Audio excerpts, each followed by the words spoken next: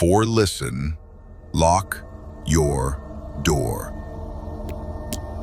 First story. I had just turned 17 when my parents left for a weekend getaway, trusting me to hold down the fort for the first time. Our house wasn't big, just a single story in a quiet suburban neighborhood where nothing ever really happened. I stocked up on frozen pizzas, queued some horror movies, and honestly looked forward to the quiet. The first night went by uneventfully. I stayed up too late binging Netflix and passed out on the couch with the dog curled up by my feet. But the second night, something changed. It started around 9:30 p.m. I had just put a pizza in the oven when I heard 3 soft knocks at the front door. Not loud, not frantic, just measured. At first, I assumed it was a delivery by mistake.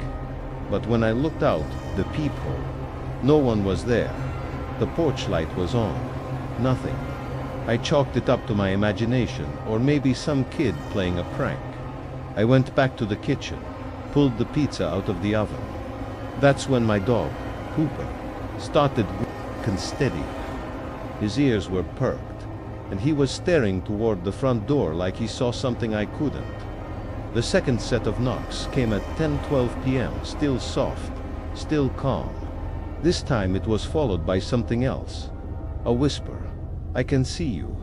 I froze. I hadn't left any blinds open. The front door didn't have windows, just a small mail slot near the bottom. One of those old ones with a little metal flap. Cooper was already at the door, barking now, his tail stiff. I tiptoed over and peeked through the peephole again. Still, no one. My phone was already in my hand. I opened the camera and turned on the video, just in case. I didn't want to call the cops yet. I didn't even know what I'd report. I decided to wait. Sit on the couch, watch the door dot at 10:48.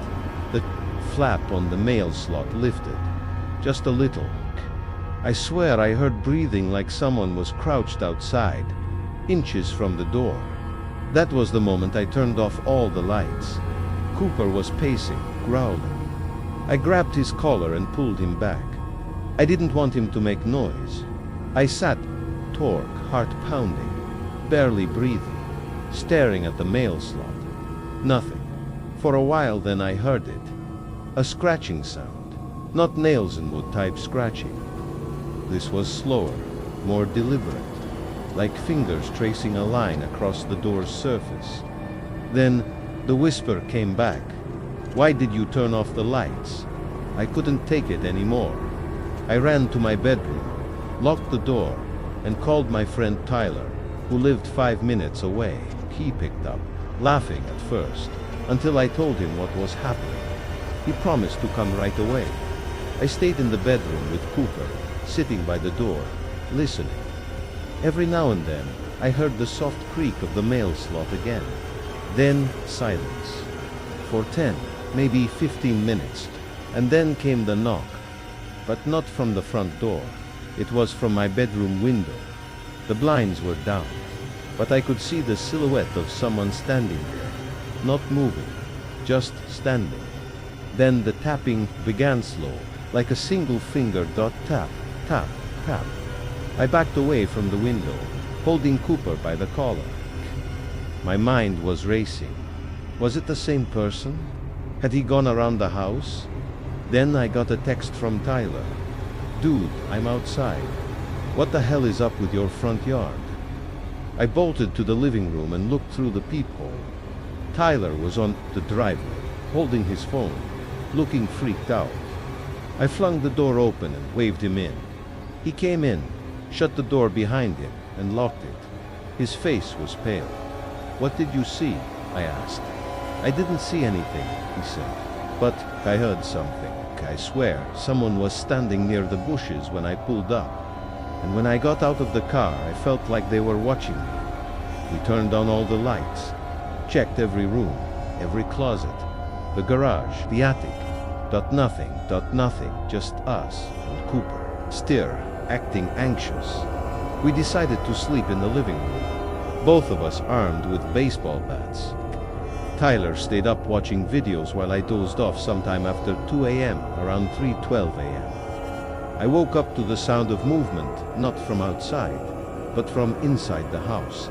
I sat up and saw Tyler asleep. The bat next to him, Cooper, was gone. I called his name softly. No response. Then I heard a faint sound coming from the hallway, the unmistakable clink of the mail slot. I crept toward the door, every light now off except the kitchen. As I passed the hallway mirror, something caught my eye. A smear, a long reddish streak, across the mirror, like someone had dragged bloody fingers across it. But it wasn't blood. It smelled like iron, but it was darker, older. I reached the front door. Cooper was sitting there now, stiff, unmoving, staring at the door, and the mail slot was open. I slowly bent down and peeked out through it. Nothing.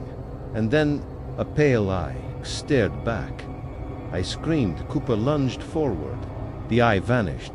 Tyler came running. We opened the door. No one, no footsteps on the lawn. No signs of anything, that except one thing, sitting in the mailbox. A Polaroid photo. Fresh, it was a picture of me, sleeping on the couch, from earlier that night. The angle was from outside the living room window. My curtain had been drawn open just an inch. The next morning, we filed a police report. They found no fingerprints, no evidence of a break-in. They said it was probably a prank, but they kept the photo, and I never stayed home alone again. Next time, if you hear whispers through the mail slot, don't answer. Don't even breathe. Second story. It had been raining since morning. One of those cold, steady downpours that make everything feel heavier and quieter than usual. My parents had left earlier that day for a work retreat 2 towns over, and I had the house to myself for the weekend. I was 16, used to being alone, and honestly, I looked forward to it until the first night. I spent most of that Saturday playing games and watching horror clips on YouTube. The rain tapping against the windows made everything cozier. By evening, I'd locked up, turned off most lights, and settled in the living room with my dog, Milo, a golden retriever who usually barked at anything unfamiliar. It started with a footstep, just one. Above me, I live in a 2-story house, but the second floor is under renovation, completely empty. No furniture, no carpet, nothing but bare floors and plastic sheeting. No one goes up there, so when I heard a distinct creak, one single step above the living room, I froze. I paused the movie and waited. Nothing. Milo lifted his head, ears raised. Then he stood and stared up at the ceiling. I grabbed my phone and turned the volume all the way down. I texted my dad, "Hey, any chance someone could have stayed upstairs or something?" He didn't respond. It was almost midnight. I turned on every light downstairs, grabbed a flashlight, and made my way to the base of the stairs. Milo refused to follow me. He just sat there, whining. I listened, no sound. I told myself the house was old. Maybe it was just the wood contracting from the cold rain. But the thing is, I'd never heard that sound in all the years we lived here, and it sounded like a bit deliberate, not settling wood. I finally convinced myself it was nothing, went back downstairs, and locked my bedroom door just in case. The second noise came at 2:17. A.M. Something fell, loud enough to wake me up. It came from directly above my room, an empty upstairs hallway. I shot up in bed. Milo was growling now, standing at the door. I stayed frozen for a few seconds, heart thudding. Then I grabbed the flashlight and crept toward my bedroom door, phone in hand. I texted my dad again. "I think someone's upstairs." Not kidding. Still no response. I cracked open the door. Everything was quiet except the soft rumble of thunder outside. I crept toward the stairs, Milo close behind now. Halfway up, I stopped. The hallway was dark. hectic, but something was off. One of the plastic sheeting panels that covered the far end of the hall was pulled back, not flapping, not moved, slightly pulled back and tucked behind a nail. My heart dropped. I hadn't touched that. I flicked the flashlight down the hallway. Nothing. I held my breath and stepped up, shining the light into each room. Empty. I reached the end and peeked behind the plastic dot. Nothing, but as I turned to head back downstairs, I noticed something else. Footprints, wet ones, on the bare wood floor, leading from the hallway into the bathroom. There was no reason they should be wet. No windows were open, and they weren't. Minai was wearing socks. These were barefoot and big. I ran. Milo bolted ahead of me. We locked car cells in my room, and I called the cops. They arrived within 10 minutes, searched the whole house. No signs of entry. No footprints left. No one found. They told me it was probably a prank or my imagination. Told me to get some rest. But I knew what I heard. And I knew what I saw. The next night, I didn't sleep. I stayed up on the couch, lights on, Milo at my feet. I kept a baseball bat next to me and checked the stairs every hour. It was 3:03 a.m. when I heard it again, dragging, not footsteps. A slow scraping sound, like someone dragging their hand or a blunt object across the wall. It started upstairs and moved slowly toward the top of the stairs. I killed the TV, stood up, held the bat. Then the whisper came. I waited. I backed up. My hand was shaking. Milo was growling deep in his throat. The sound got louder. Thump, thump, footsteps, coming down the stairs. I should have run, but I stood there. Frozen, then dash silence. I turned the flashlight to the staircase. Empty. Then something slammed against the window beside me. I screamed. Milo barked and jumped toward the glass. Nothing was there. Just a wet smear across the outside. Pain, like someone had pressed their face into it. I grabbed my phone and called my uncle, who lives 2 blocks away. I couldn't stay there anymore. He arrived 15 minutes later. I didn't care what time it was. We left immediately. The next day I returned with him and my dad. Everything looked normal, except the upstairs hallway now had words scratched into the wall, uneven, like from a key or nail. It said, "Second floor is mine." My parents changed the locks. We got cameras. But I never slept upstairs again. And I never stayed home alone again. Next time you hear footsteps above an empty floor, don't go check. Just leave. Third story. It was a Friday night, and my parents had just left town for the weekend. I was 16, finally old enough to be trusted home alone. They'd stocked the fridge, left emergency numbers, and promised to call each night. I was excited. Movies, junk food, and no curfew. Our house sat on a quiet cul-de-sac in a sleepy suburban neighborhood. Nothing ever happened there. At least, that's what I used to believe. Around 10:30 p.m., I turned off the TV and decided to shower before bed. As I stepped into the bathroom, I left my bedroom door cracked open. I always kept it that way to hear the house just in case. Steam filled the room, fogging the mirror. I lathered up, humming some random tune, when I heard a faint creak. It was subtle, barely audible over the running water, but definitely from inside the house. I froze, heart skipping a beat. Then I told myself it was the house settling, like it always did at night. But as I reached to rinse my hair, something hid the bathroom door. It wasn't a bang, more like a soft tap, tap, tap, as if someone lightly drummed their fingers. I turned off the water instantly, straining to hear. Silence, wrapped in a towel. I tiptoed across the wet tiles and opened the door a few inches. The hallway was empty. I peered out. The house was dark and still. Shrugging it off, I blamed my imagination. Maybe the water pressure made the pipes knock or something. Duh. I dried off quickly and went to my room, locking the door just for peace of mind. An hour later, lying in bed with the lights off, I heard it again. Tap, tap, tap. This time it came from downstairs. 3 distinct taps, like fingernails on glass. I sat up, pulse quickening. The sound repeated, this time more urgent. Tap dash, tap dash, tap. It was coming from the backsliding door.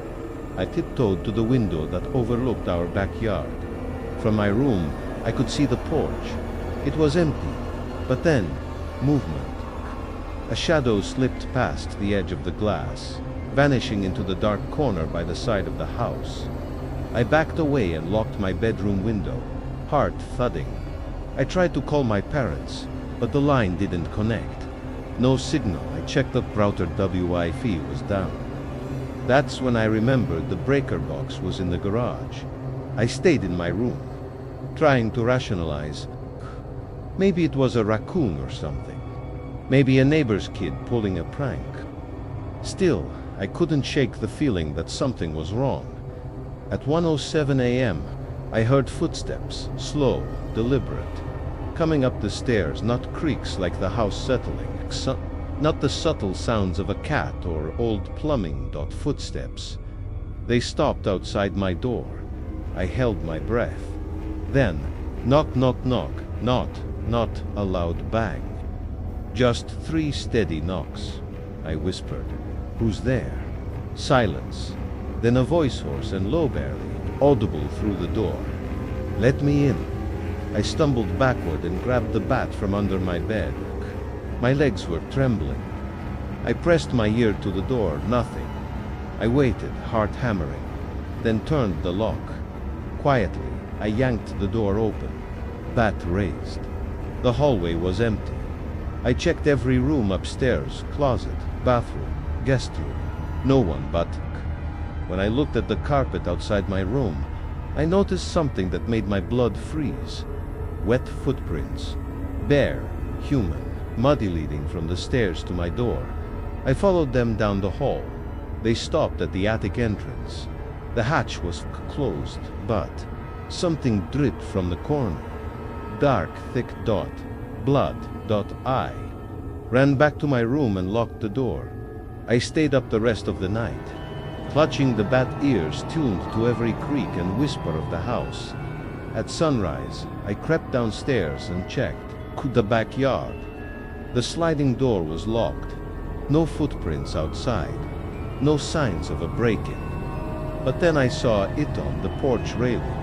A smear of red, like fingers dragging across the wood. I called the police. When they arrived, they searched the house thoroughly. Nothing. The attic was empty, no blood, no footprints. They said I must have imagined it, maybe had a nightmare. But as they left, one officer lingered. He pulled me aside and said, "You're not crazy. Last year, 2 break-ins happened around this area. Guy didn't steal anything, just watched from inside the house. Be careful, and next time, don't stay here alone." That night, I slept at my aunt's. 2 days later, my parents came home. We didn't talk about it. I didn't want to worry them. But last week, I found something under my bed. A Polaroid. It was me sleeping. The photo was taken from inside my room, and on the back, written in shaky ink, "Thanks for leaving the door unlocked. Warning, next time you hear a knock while you're home alone, don't open the door." 4th story. It was a Saturday night in late December when my parents left me home alone. They were driving out of state for a family emergency, and I insisted on staying behind since I had finals coming up. I was 16, old enough to handle a weekend alone, so I thought. They left just before a snowstorm rolled in. The house felt bigger and quieter than usual after they left. I made some instant ramen, turned on the fireplace, and settled in with my laptop in the living room. It was peaceful, at least for a while. Around 10 p.m., I heard the first strange noise. It came from the floor vent next to the couch. A soft metallic rattle, like something had bumped into the metal grid from inside. I paused my video, leaned over, and listened. Silence. I figured it was just a heater kicking on. Though it had sounded different, almost intentional. I went to bed around midnight. My room was upstairs, and as I lay there scrolling on my phone, I heard it again. This time, from the vent near my desk, a subtle clink, followed by a slow, dragging sound, like something was crawling through the ductwork. I sat up and stared at the vent. The heater wasn't running. No air, no sound from the furnace. But the dragging continued just for a second more and stopped. I tried to shake it off. Maybe a mouse. Maybe the heat was expanding the ducts. I told myself it was nothing, but I ended up falling asleep with the light on. The next morning, the snow had piled up against the front door. I stayed inside all day. Around 3 p.m., I noticed one of the heating vents in the hallway was slightly ajar. That was weird. I never touched that one. When I tried to push it closed, I saw something in the darkness behind the slats. It moved. Something pulled back into the vent quick, skittering. My breath caught in my throat. I stepped away slowly, slammed my door shut, and called my friend Liam. He picked up. I told him something was in my vents. Dude, he laughed. Maybe it's a raccoon or something. Call animal control. I swear it had fingers. That shut him up. He offered to come over, but the snow had turned to ice, and no one was driving unless it was an emergency. I told him I'd be fine and hung up. That night was worse. I heard it again, but louder. Now it was in the wall behind my bed. I pressed my ear against it, and there it was breathing, slow, wet, and then it spoke, not loudly, not clearly, just a whisper, dragged across broken consonants. Come, closer. I leaped out of bed and ran downstairs. I spent the night on the couch, too terrified to sleep. The next day, I searched the house, every vent, every opening. I even went down to the basement with a flashlight. Nothing, until I checked the crawl space. Beneath the furnace, the hatch hadn't been touched in years. But there were fresh drag marks in the dust, like something had slithered through. And underneath the vent it was subtle, but I swear there were claw marks. 4 deep lines, carved into the concrete. That night, I didn't sleep at all. I kept every light on. I locked my door. I even pushed my dresser in front of it. At 3:42 a.m., I woke up to a noise I can't forget. It wasn't just movement this time. It was the sound of metal warping, screws popping. The vent cover across the room was bending outward. From the inside, I froze in place, blanket gripped in both hands. My eyes fixed on the vent. Then a hand-long fingers, too many knuckles curled through the slats and pulled it free with a quiet pop. Something pale crawled out. It unfolded itself like it had too many joints, like it had never walked upright before. It was human-shaped, but not human. Smooth skin, no hair, black, sunken eyes. And it grinned when it saw me. I couldn't scream, couldn't move. It crouched in the corner of the room and just stared, rocking slightly. Its head tilted at an unnatural angle, like it was trying to understand me. Then it whispered, in my voice, "I'm cold." I blinked and it was gone. The vent was closed again. No signs of it anywhere. I barely remember the next day. I sat in the kitchen with a knife and my phone, ready to call 911. But what would I even say? I didn't sleep again until my parents got home Sunday night. I told them everything. My dad checked every vent, the basement, the crawl space.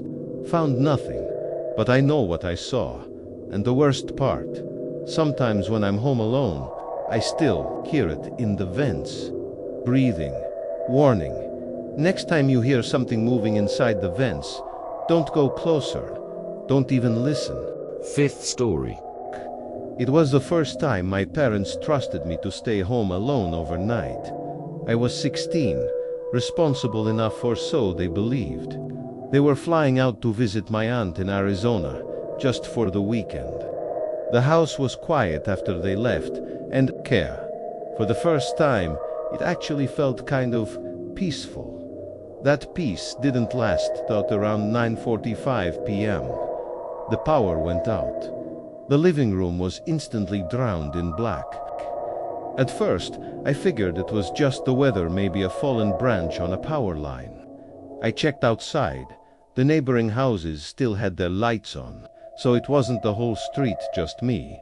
I went to the basement, flashlight in hand, to check the breaker. Everything looked normal. I flipped the switches just in case.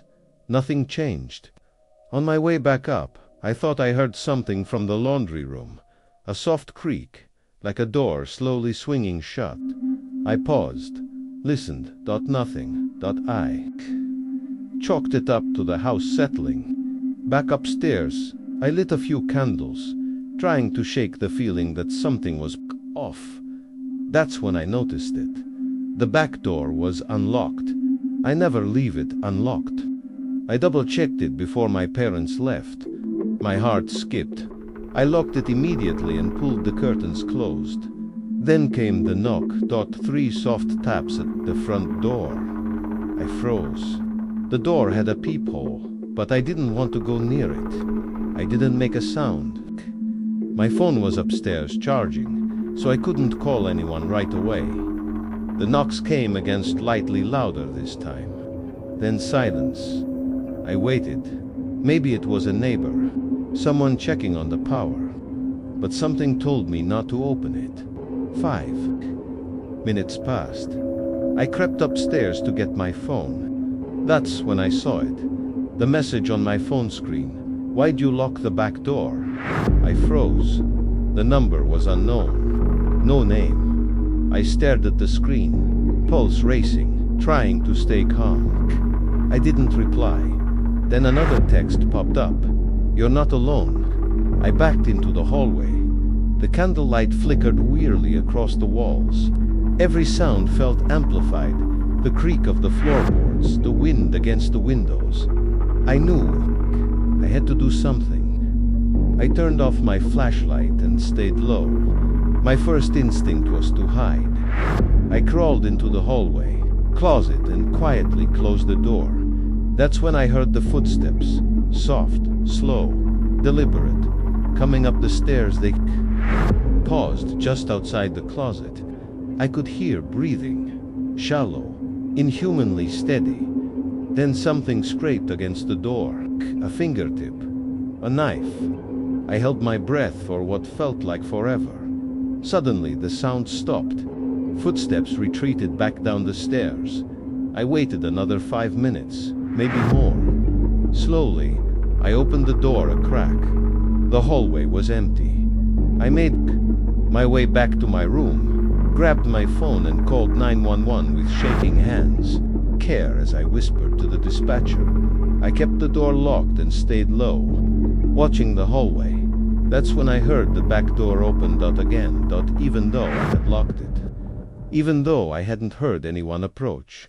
The operator stayed on the line with me.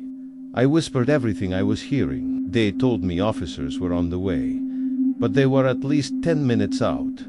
Then I heard a voice, coming from the downstairs hallway, a man's voice, whispering, "You shouldn't have locked it." He was talking to someone else, or maybe just to himself.